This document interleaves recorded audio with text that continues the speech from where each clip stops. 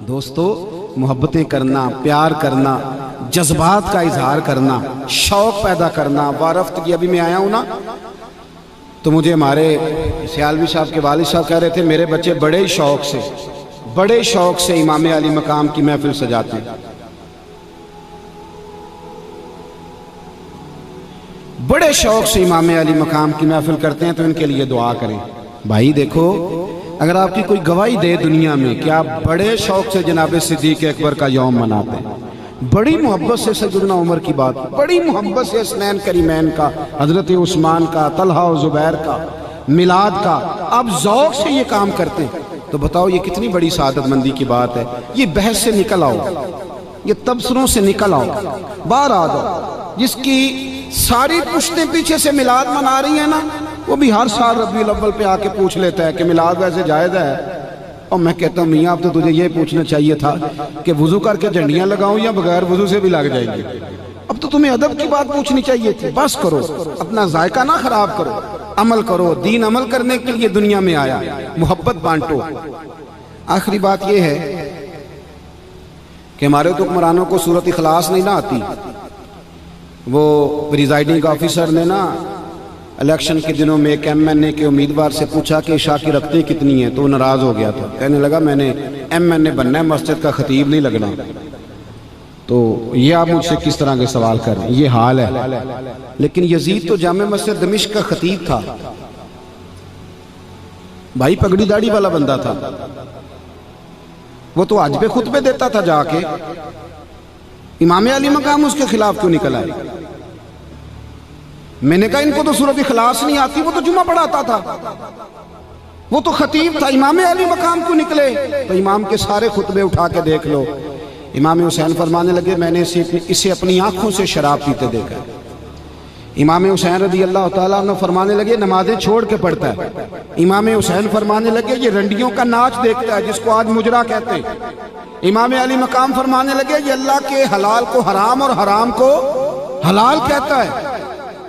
تو جو بندہ یہ کام کرے وہ مسلمانوں کا حکمران بن سکتا ہے؟ بڑی عجیب بات ہے نا کہ ہر الیکشن میں بڑے شرابی کی بڑی فوٹو کے نیچے چھوٹی میری بھی لگی ہو، اور محرم آئے تو دیگے بھی میں 10 پکاؤں۔ تو میں یزیدی سوچ کا وارث ہوں کہ حسینی سوچ کا؟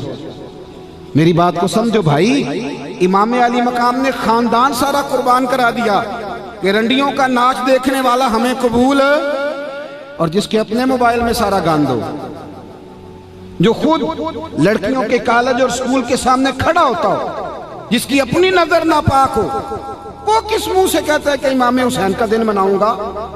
رزق حلال اور نظر پاک ہو تو پھر بندہ حسینی فکر کا وارث ہوتا ہے۔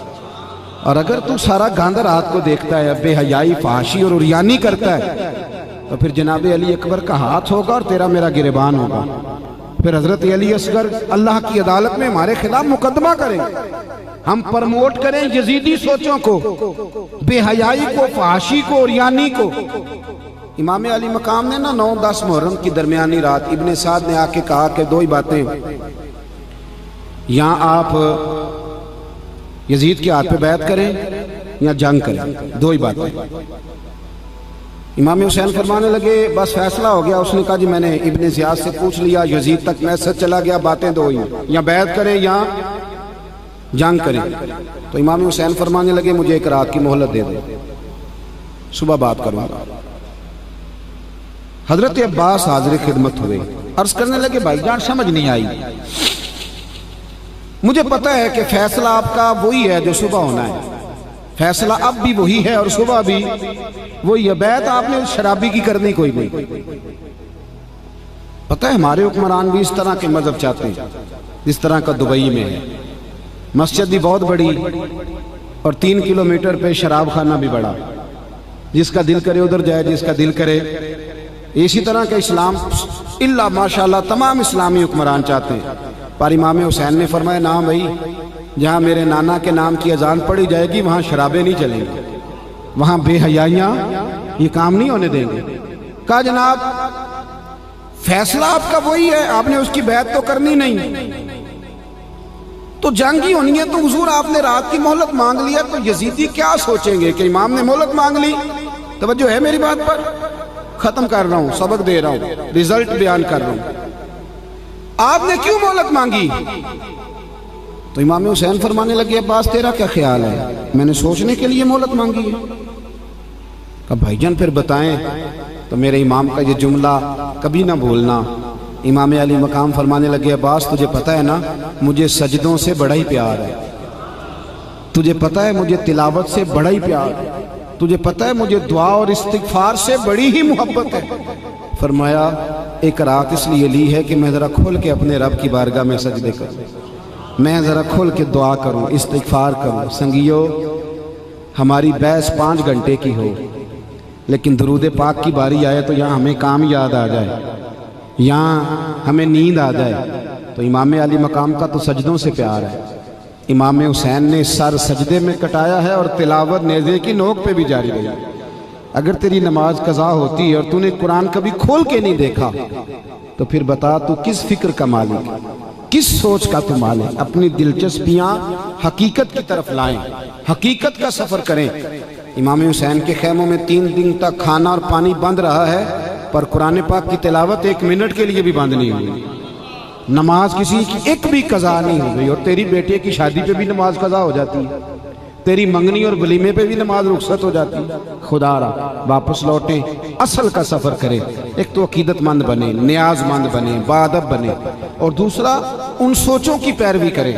آپ کو نا شرابی، فاسق اور فاجر آدمی دیکھ کے غصہ آنا چاہیے، اظہار بیزاری پیدا ہونا چاہیے۔ ہمیں تو مصیبت لگ گئی ہے، فوٹو کھچانی ہے اور جس طرح کا مرضی ہو، یہ ہم سے نہ رقم ہوں گے قصیدے یزید کے، ہم لوگ تو حسین کے سیرت نگار ہیں۔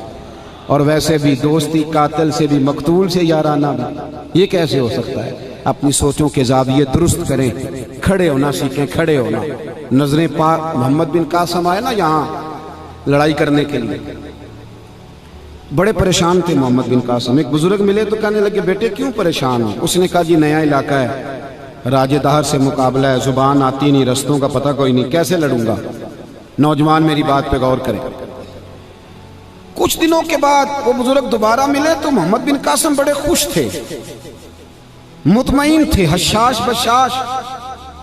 بزرگ کہنے لگے کیا ہوا؟ ابھی جنگ تو ہوئی نہیں۔ کہنے لگا حضرت جی مجھے پتہ چل گیا ہے، راجہ دہر چند گھنٹے میرے سامنے کھڑا نہیں ہو سکتا۔ آپ کو کیسے پتہ چل گیا؟ کہنے لگا میں نے تحقیق کرائی ہے، میں نے سنا ہے نظر کا گندہ ہے، اس کے تو ماموں کی، پھپھو کی، چچا کی بیٹیاں اس کی میلی نظر سے نہیں بچتی۔ جو لوگ نظر کے گندے ہوتے ہیں وہ میدانوں میں کھڑے رہنے کے قابل نہیں ہوتے۔ ہاں نظر پاک ہو تو انسان میدان میں کھڑا رہتا ہے۔ تو میرا مقابلہ نہیں کر سکتا۔ حسینی وہ ہوتا ہے جس کی نظر میں صفائی ہوتی ہے، بات میں صداقت ہوتی ہے، جس سے میدان میں ٹھہرنا آتا ہے، جو سویرے بات اور کرے، دوپہر کو اور کرے، شام کو اور کرے۔ اس کا امام علی مقام کی سوچ سے کیا واسطہ؟ ذرا کھڑا ہونا سیکھے، کھڑا ہونا۔ ہوا کا رخ دیکھ کے فیصلے نہ بدلا کرو، بلکہ فیصلے اس طرح آپ کے فیصلوں سے دنیا بدل جائے۔ انقلابی وہ لوگ ہوتے ہیں جو بدل دیتے ہیں دنیا کو۔ انسان کو بیدار تو ہو لینے دو، ہر شخص پکارے گا ہمارے ہیں حسین۔ جیسا کہ میں نے شروع میں عرض کیا تھا کہ محفلیں کسی شخص سے منسوب نہیں، یہ اللہ رسول کے نام کی۔ میں آیا، اپنی حاضری دی، بعد میں لوگ آئیں گے، اس سے پہلے بھی لوگ آتے رہے، تو محفل سرکار کی محفل سمجھ کے آپ سن